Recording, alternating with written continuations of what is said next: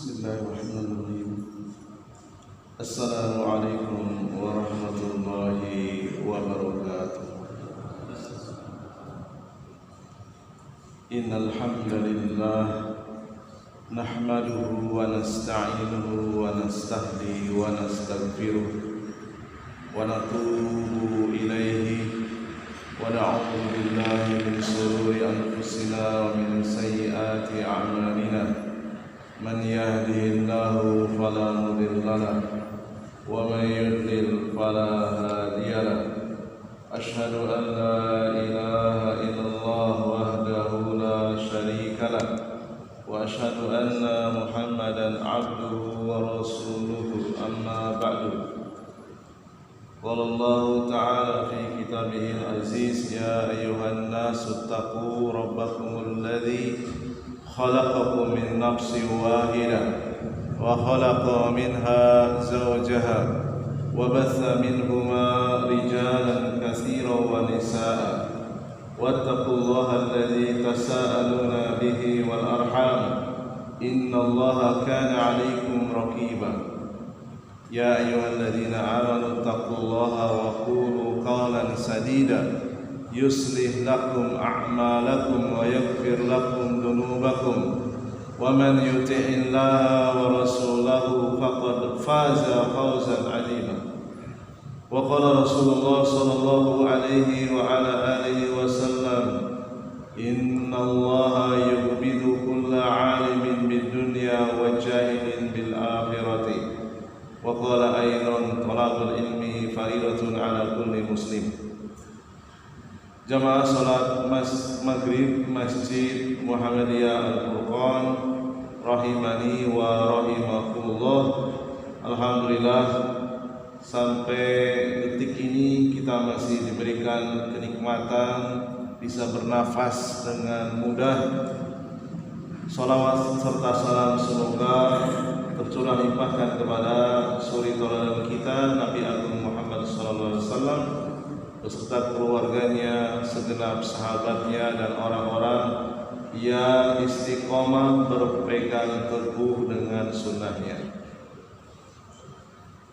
Perlu diketahui bahwasanya Allah Subhanahu wa Ta'ala itu akan ridho kepada para hambanya yang berusaha menghilangkan penyakit yang ada pada dirinya, yaitu penyakit kejahilan. Allah akan ridho, Allah akan senang jika hambanya berusaha menghilangkan penyakit, yaitu penyakit kejahilan. Dan Allah benci kepada orang yang hanya hebat dalam ilmu dunia. Sebagaimana disebutkan dalam hadis yang dibacakan tadi, sesungguhnya Allah benci kepada orang yang hanya hebat dalam ilmu dunia tetapi jahil, bodoh dalam ilmu agama. Dan juga Nabi sallallahu alaihi wasallam telah memberikan wasiat menuntut ilmu agama itu hukumnya fardu ain, hukumnya wajib bagi setiap muslim. Sampai-sampai Al-Imam Ahmad beliau mengatakan secara maknawi, an-nasu muhtajuna ilal ilmi syar'i aktsaru minat ta'ami wasyarabi. Sesungguhnya kebutuhan manusia kepada ilmu agama itu jauh lebih banyak dari kebutuhan kepada makan dan minum. Li'anna ta'ama wasyaraba, karena sesungguhnya makanan dan minuman yuhtajuna ilaihima, dibutuhkan fi kulli yaum, sehari semalam berapa? Marrataini aw salasa, 2 kali 3 kali sudah cukup. Walakinnal ilma syar'i, akan tetapi ilmu agama yuhtajuna ilaihi, dibutuhkan oleh manusia. Kata Al-Imam Ahmad, berapa banyaknya kebutuhan manusia kepada ilmu agama? Bi'adadil anfasi, sebanyak hembusan nafasnya. Ya, menurut penelitian ilmu medis, manusia itu dalam sehari semalam berapa kali berhembus napasnya? Sekitar 10.000 hingga 30.000. Sebanyak itulah kebutuhan manusia kepada ilmu agama. Kalau dia sedang melakukan aktivitas fisik yang berat sampai 50.000. Sesaat saja kita kehilangan ilmu tentang tauhid, tentang keimanan kepada Allah, keimanan kita dirampas. Pada saat itu malaikat maut mendatangi kita, maka hilanglah kebutuhan yang paling esensial, yaitu ilmu agama. Wajar Al-Imam Ahmad mengatakan kebutuhan manusia kepada ilmu agama itu jauh lebih banyak. Makanan dan minuman 2-3 kali cukup kita bisa beraktivitas. Kebutuhan manusia kepada ilmu agama sebanyak hembusan nafas. Baik, kita lanjutkan kembali pada pembahasan kita ilmu pengantar sirah Nabi. Insyaallah ini adalah sesi terakhir dan kita akan lanjutkan kepada kitab Ar-Rahiqul Maktum di pekan yang akan datang. Ya. Masih melanjutkan tentang kisatu riddati ba'da wafatin Nabi sallallahu alaihi wasallam. Kisah-kisah terjadinya kemurtadan setelah wafatnya Nabi sallallahu alaihi wasallam. Kelompok murtad selain ulama ulama jahat, ulama dolal di zaman sahabat, setelah wafatnya Nabi, kelompok murtad itu ada 2. Yang pertama, murtad disebabkan mencabut 2 kalimat syahadatnya. Tidak lagi mau mengucapkan kalimat la ilaha illallah Muhammadur Rasulullah. Disuruh masuk Islam tapi tak mau.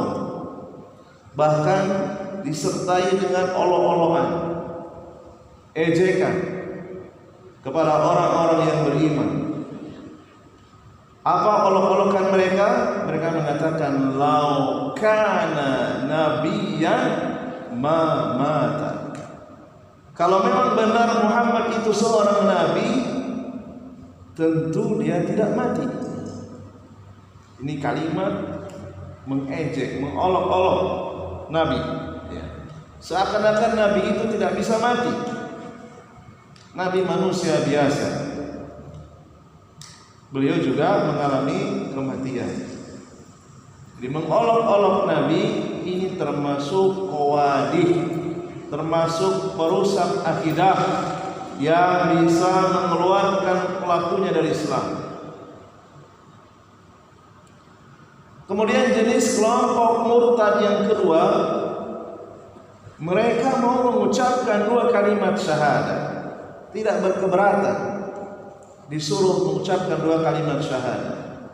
Mereka murtad disebabkan meyakini ada lagi Nabi setelah Nabi Muhammad sallallahu alaihi wasallam. Dengan kata lain, Nabi Muhammad sallallahu alaihi wasallam itu bukan nabi yang terakhir.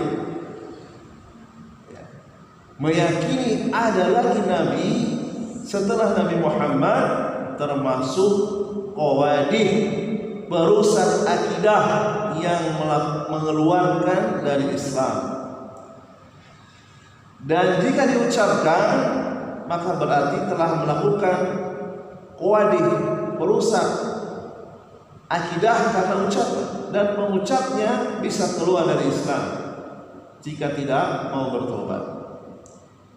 Dan jika tidak ada mawani, artinya jika sudah dijelaskan berulang-ulang dan dia paham, telah hilang kejahilannya, tapi ia tidak mau bertobat, tidak mau mencabut ucapannya yang berbahaya itu, misalnya dia menulis atau mengucapkan ada lagi Nabi setelah Nabi Muhammad, maka akidahnya telah rusak total, alias keluar dari Islam. Jamaah sekalian rahimani wa rahimakumullah, pertama kali munculnya nabi palsu yaitu yang bernama Musailamah al-Kadzdzab.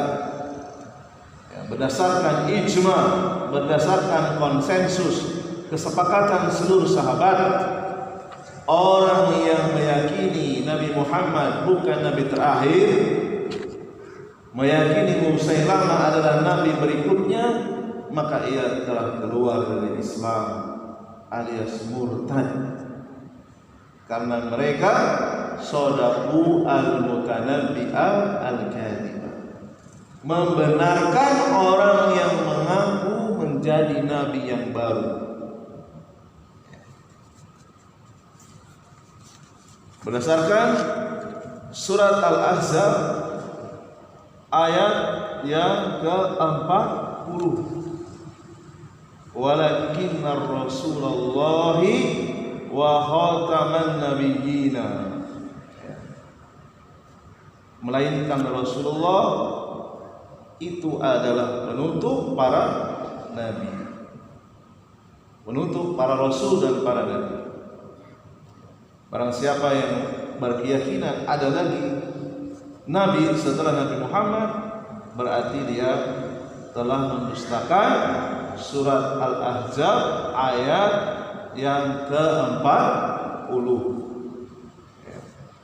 Kelompok murtad tersebut dhanna anna nabiyya asyraqau fin nubuwati. Mereka murtad karena meyakini bahwa Nabi Muhammad itu telah berserikat, bekerjasama dengan Musailamah untuk melanjutkan kenabian berikut.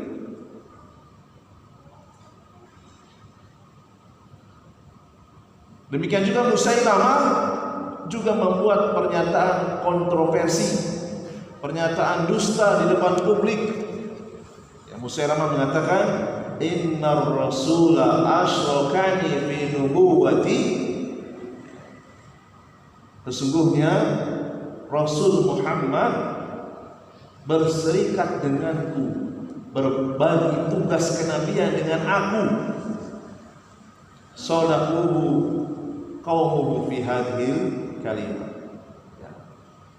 Pendukungnya membenarkan ucapan Musailamah al-Kadzdzab.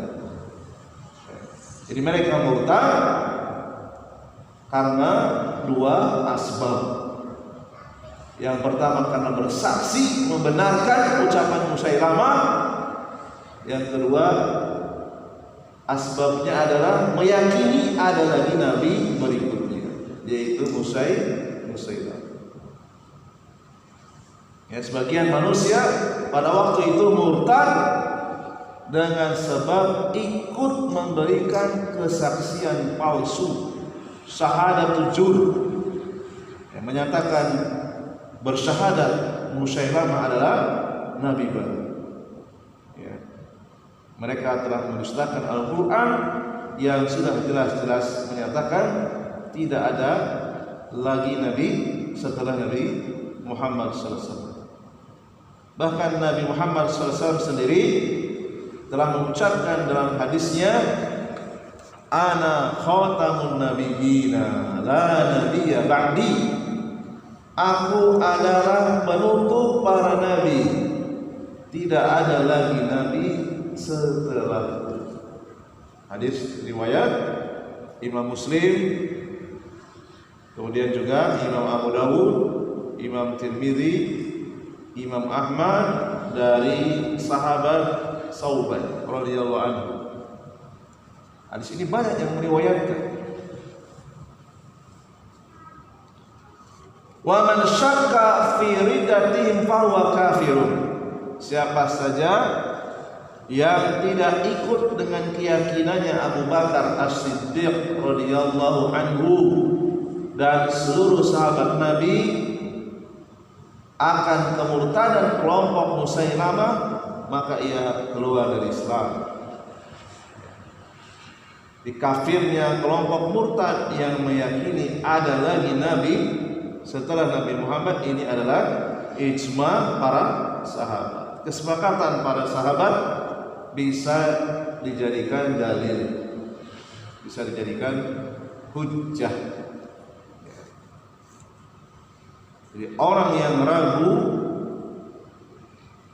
ragu kafirnya kelompok Musailamah, misalnya dengan mengatakan bisa jadi Musailamah itu benar, bisa jadi mereka itu tidak di atas kebatilan, atau mengatakan saya tak tahu mereka itu sudah kafir atau belum, maka sikap yang seperti ini salah.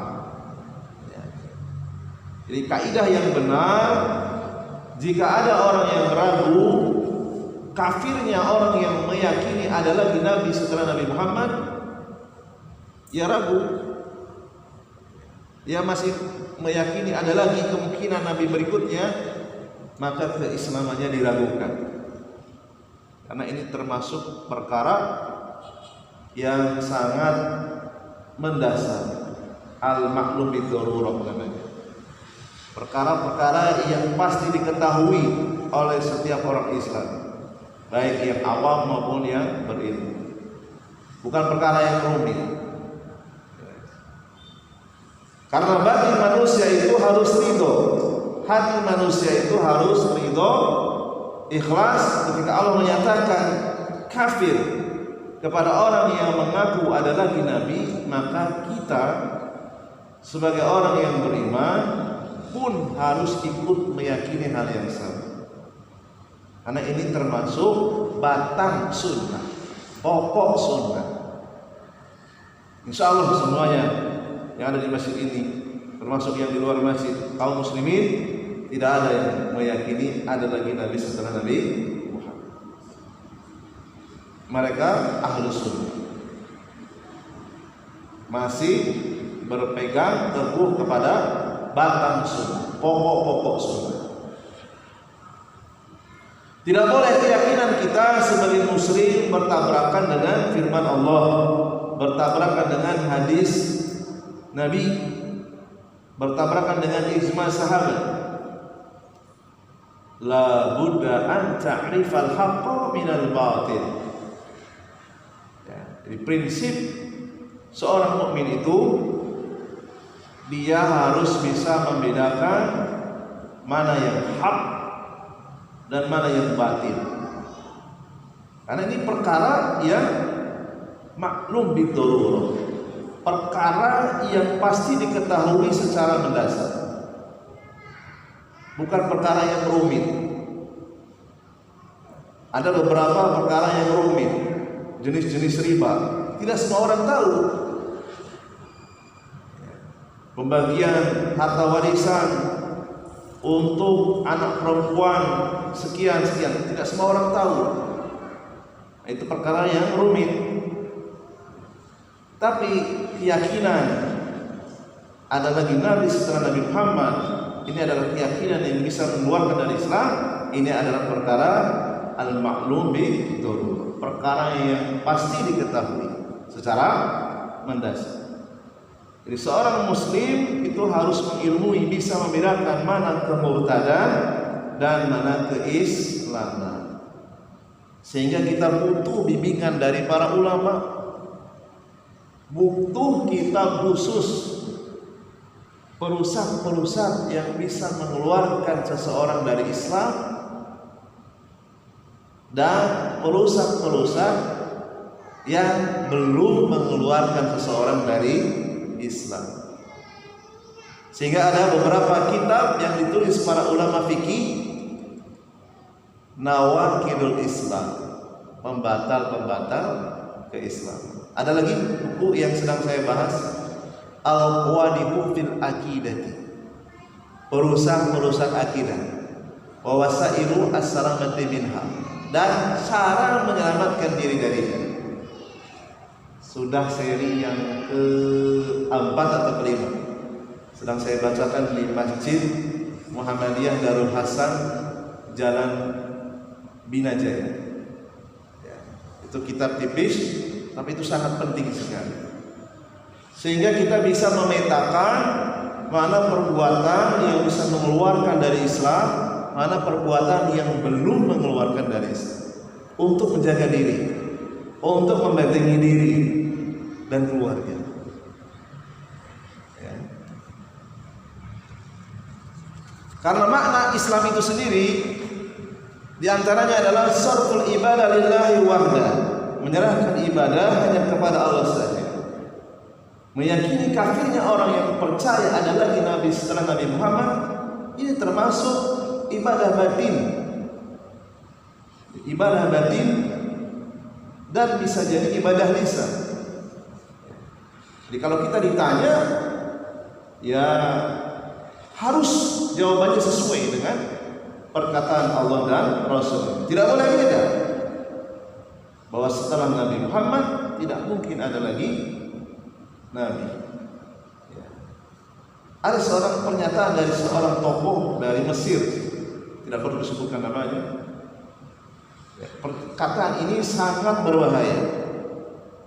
Beliau mengatakan kenabian itu bisa diusahakan dengan latihan, dengan tirakat. Ini pernyataan yang sangat berbahaya, bertabrakan dengan surat Al-Ahzab ayat 40. Kenabian itu tidak bisa diupayakan, sudah ditutup. Ya, sudah ditutup. Jadi tidak mungkin Allah itu pelin-pelan, tidak mungkin. Allah terbebas dari kekurangan, Allah terbebas dari aib. Allah itu maha jujur dengan segala ucapannya. Firman-Nya menyebutkan Nabi Muhammad adalah Nabi terakhir. Kemudian berikutnya wa minhum man aqarra bi syahadataini wa sadaqa tulaihata fi da'wahun nubuwah. Ada lagi nabi palsu yang lainnya, yaitu Tulaiha, yang mengaku nabi.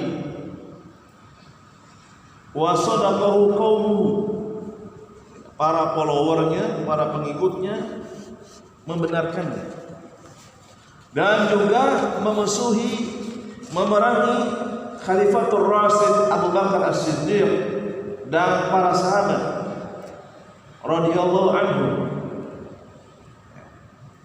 Jadi khalifah belum selesai dengan urusan Musailamah, muncul lagi nabi palsu berikutnya, yaitu Tulaiha. Jadi ujian yang dihadapi Khalifah Abu Bakar As-Siddiq ini sangat berat sekali, menyita banyak waktu, menguras pikiran, menghabiskan tenaga ekstra. Kemudian berkat pertolongan Allah SWT, summa mannallahu ala Tulaihata wa a'ada ilal Islam. Walaupun berat, Khalifatu Abu Bakar As-Siddiq dan para sahabat terus berusaha melakukan proses negosiasi, nasihat, pendekatan, kalau perlu ancaman. Gak mempan, diperangi dengan senjata. Qadarullah wa masyafa'ala, Tulaiha berobat kembali kepada Islam, diberikan kesempatan untuk bertobat, tidak jadi dipenggal karena mau bertobat. Ya, jadi mencabut pengakuannya yang kontroversial, yang sangat mungkar, dan setelah ia tobat, ia pun mati dalam keadaan husnul khotimah. Alhamdulillah. Jadi ada nabi palsu yang tidak mau bertobat, ada yang mau bertobat. Tulaiha mati di peperangan Khurubil Farsi, mati dalam keadaan syahid, mati dalam keadaan sudah bertaubat. Alhamdulillah. Ya. Sebenarnya jamaah sekalian rahimani wa rahimakumullah, sebelum Musailamah itu sudah pernah muncul nabi palsu di akhir kehidupan Nabi Muhammad. Jadi sebelum wafatnya Nabi Muhammad, yang bernama Al-Aswad Al-Ansi. Lalu kemudian diperangi disuruh tobat tak mau, diperangi dan berhasil dibunuh. Ya, karena tak mau tobat. Dibunuh oleh seorang sahabat yang mulia, Abdullah bin Fairuz ad-Dilani radhiyallahu anhu.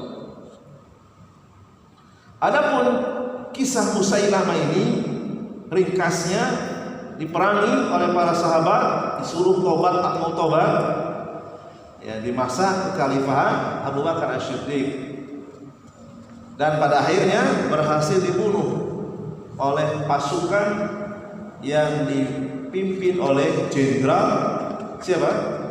Khalid bin Walid radhiyallahu anhu dalam perang Al-Yamamah.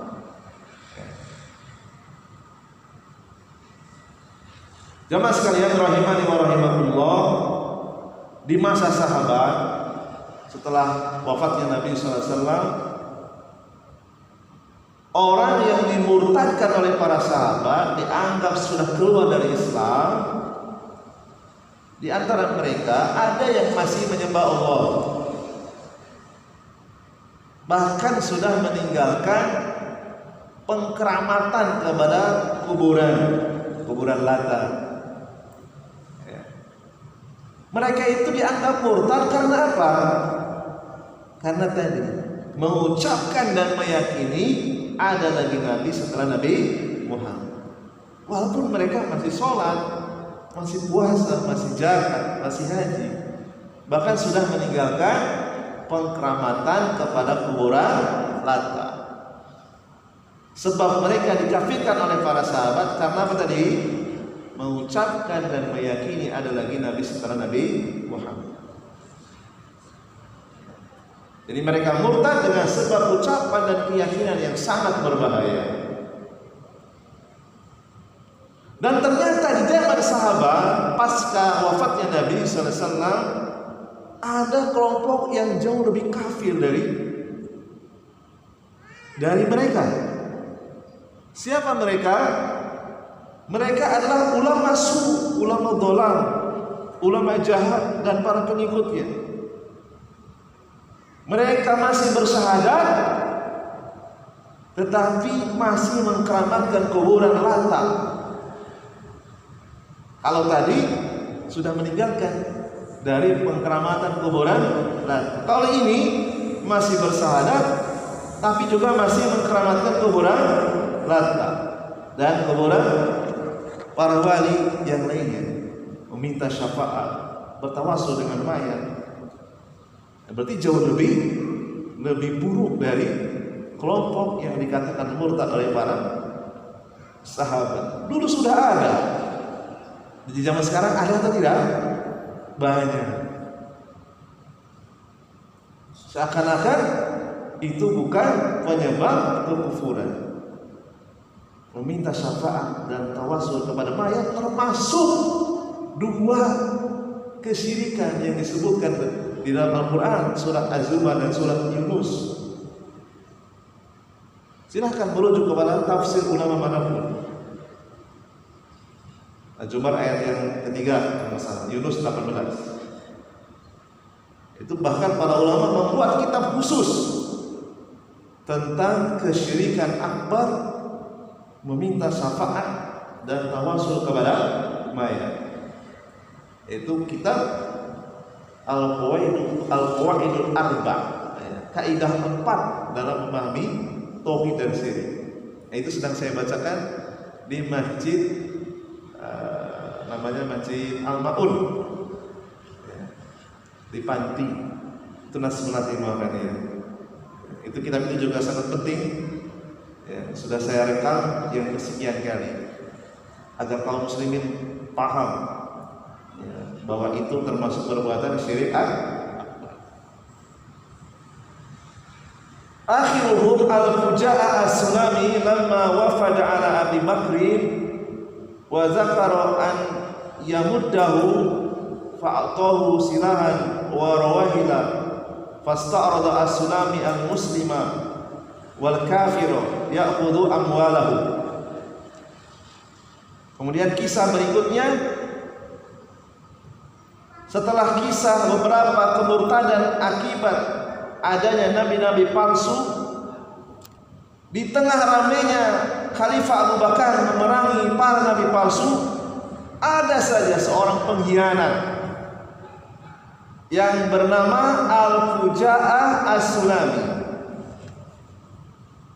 Jadi modus operandi pengkhianat ini awalnya menawarkan diri kepada Khalifah Abu Bakar As-Siddiq untuk ikut membantu memerangi para nabi palsu. Niat baik lahiriah orang ini disetujui oleh Abu Bakar, dibekali pasukan dan senjata oleh Khalifah Abu Bakar As-Siddiq. Ternyata Al-Fuja'ah As-Sulam ini berkhianat, menyalahgunakan senjata dan pasukannya untuk merampas paksa harta kaum muslimin dan harta orang-orang kafir. Merampas paksa artinya yang tidak mau menyerahkan dizolimi dengan kekerasan, kalau perlu dibunuh. Jadi mendengar berita pengkhianatan Al-Fuja'ah As-Sulam ini, Khalifah Abu Bakar As-Siddiq menyiapkan satu pasukan khusus, Kopassus, untuk menumpas Al-Fuja'ah As-Sulam. Dan sampailah ahassa ketika Al-Fuja'ah As-Sulami ini kalah dan hampir dibunuh, dia berkelit, berkata kepada pasukan baru yang dikirim Khalifah, "Anta amiru Abi Bakrin wa ana amiruhu wa ana amiruhu."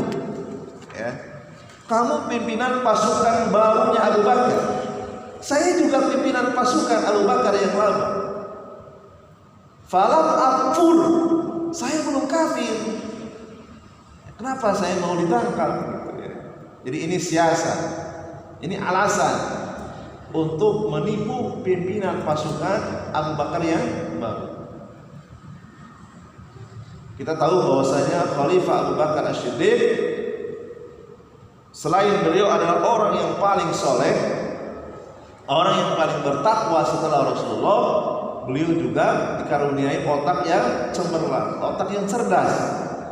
Beliau tak sembarangan mengirim pasukan. Khalifah Abu Bakar mengirim pasukan yang dikomando oleh pimpinan yang cerdas. Pimpinan tersebut mengatakan, "In kunta shadiqan fa'alqis silah." Kalau kamu memang jujur, kalau kamu memang masih dipercaya Khalifah, serahkan senjatamu. Pasukan Al-Fuja'ah As-Sulami kalah, terpojok, lalu kemudian menyerahkan senjata mereka, dan pemimpin yang dikirim oleh Khalifah Abu Bakar menangkapnya dan menyerahkan kepada Khalifah Abu Bakar untuk dihukum karena pengkhianatan. Jamaah sekalian rahimani wa rahimakumullah, kita bisa mengambil pelajaran dalam kehidupan kita. Pasti kita pernah mengalami, ya kan? Orang yang awalnya kita percayai, yang awalnya dapat dipercaya, tergoda dengan harta, tergoda dengan panggung ketenaran, tergoda ingin terkenal, tak sangka berbuat curang, tak sangka berani nekat, memakai gelar palsu, menipu banyak orang, mengaku-ngaku jadi panitia pembangunan pondok pesantren Mahat dengan nama Imam Mazhab Syafi'i, ternyata curang. Modal awalnya untuk beli tanah dari hasil maling, tergoda jalan pintas, mendapatkan panggung ketenaran, dan itu terulang kembali. Orang-orang yang tergoda dengan duniawi, berkhianat kepada kejujuran, itu bukan hanya sekarang saja. Dulu di zaman sahabat Abu Bakar sudah ada. Jadi kalau kita dibandingkan dengan Khalifah Abu Bakar As-Siddiq, kita belum seberapa. Khalifah Abu Bakar saja ditipu, diperlakukan curang oleh siapa?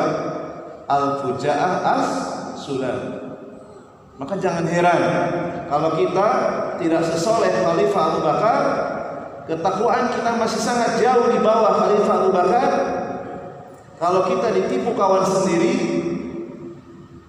kawan sendiri berkhianat karena tergoda, maka sejarah itu terulang di zaman dan waktu yang berbeda. Jadi ini menjadi obat hiburan, ya. Jadi yang ditipu bukan hanya kita. Orang yang terbaik setelah Rasulullah seperti Khalifah Abu Bakar As-Siddiq juga ditipu.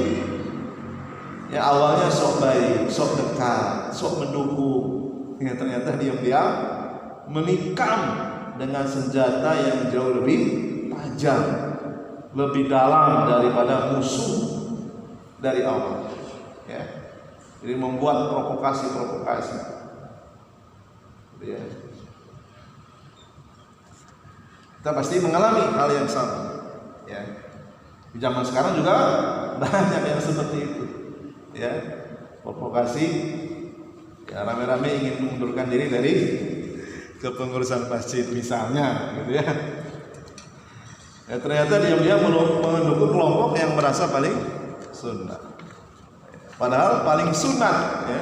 Bukan paling sunnah, paling sunat. Jadi sering dusta, suka menyunat kejujuran, tak berani minta maaf dari dusta gelar palsu, gelar hasil beli, suka menyunat gelar, suka menyunat tanah wakaf, masih senang sampai hari ini dengan predikat maling wakaf, tak mau minta maaf. Ya. Jadi seperti itulah, ya, sejarah itu terulang. Sehebat apapun seseorang menyembunyikan perbuatan yang mungkar, bau busuk itu akan tercium juga. Pepatah Arab mengatakan, mahma tubtin tudhirhul ayyam. Sehebat apapun kelompok yang mengklaim, ya, merasa paling sunnah menyembunyikan bau busuk, di hari-hari yang lain akan tercium juga. Ya. Jadi ada sebuah kaidah yang dikemukakan oleh para ulama, al-ibratu bil haqaiq. Yang dinilai itu adalah perbuatannya, bukan klaim ucapannya. Ingat ya. Jadi al-ibratu bil haqaiq, yang dinilai itu apa? Perbuatannya. Perbuatannya bagaimana? Kalau perbuatannya melanggar sunnah, layak jadi dikatakan ahlu sunnah? Nggak pantas. Ahlu sunnah itu kalau diingatkan dari perbuatan maksiat bagaimana? Segera bertobat. Itu ahlu sunnah. Orang yang diingatkan dari maksiat dia tidak mau bertobat, bahkan dia menyerang orang yang mengingatkannya. Ini kata para ulama, sebagaimana disebutkan dalam kitab Tazkiyatun Nafsi Syekh Ibrahim Ar-Ruhaili, kelompok Murji'ah. Orang yang diingatkan dari perbuatan maksiat bukannya bertobat, malah menyerang orang yang mengingatkan, dikatakan oleh para ulama kelompok Murji'ah, bukan ahlu sunnah. Karena ada real, nyata, ya. Seorang ustaz, Allahu yarham, Ustaz Mubarak, kita kenal. Beliau sangat bersemangat untuk menyampaikan sunnah, mengajarkan fikih dengan sunnah. Dikatakan bukan sunnah. Ada orang yang mengatakan kepada beliau bukan sunnah. Ternyata yang mengatakannya justru melanggar sunnah, memakai gelar dengan hasil dan ini nyata. Jadi dakwah itu ya harus senggol sana senggol sini. Rasulullah menyenggol orang yang berbuat syirik agar kembali kepada tauhid. Rasulullah menyenggol orang yang berbuat maksiat agar kembali kepada ketaatan. Kalau dakwah tidak senggol sana tidak senggol sini, namanya bukan dakwah. Namanya apa? Warta berita namanya. Kan begitu. Ya. Barangkali ini saja yang bisa kita sampaikan. Kita hubungkan realitas sekarang dengan realitas di zaman sahabat terkait dengan kisah riddati ba'da wafatin Nabi sallallahu alaihi wasallam. Insyaallah ini adalah akhir dari penyampaian materi ilmu pengantar sirah Nabi. Insyaallah pekan depan kita akan masuk ke kitab Induk Ar-Rahiqul Maktum. Mungkin itu saja yang bisa kami sampaikan. Mohon maaf atas segala kekurangan. Ada salah kata dan salah ucap, mohon dimaafkan. Subhanakallahumma wa bihamdika asyhadu an la ilaha illa anta astaghfiruka wa atubu ilaik. Assalamualaikum warahmatullahi wabarakatuh.